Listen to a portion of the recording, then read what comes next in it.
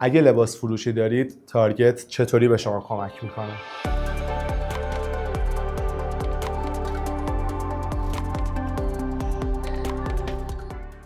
تارگت شماره مشتری و سابقه خرید مشتریتون رو ذخیره میکنه.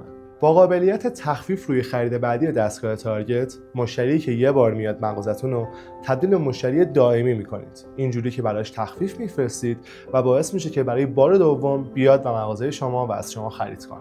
میتونید مشتریاتون رو دسته‌بندی کنید و پیام گروهی فقط برای یه دسته‌بندی خاص بفرستید. با ویژگی پیام منطقه‌ای تارگت میتونید توی هر منطقه‌ای که دوست دارید برای هر کسی که حتی شماره‌اش رو هم ندارید پیام بفرستید. با قابلیت رادار، مشتری‌ها که وارد محدوده شما میشن براشون پیام میفرستید و ازشون دعوت میکنید که بیان فروشگاه شما و ازتون خرید کنن.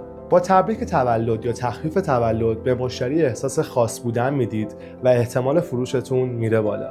اگه نیاز به مشاوره یا توضیحات بیشتری دارید با ما در میون بذارید.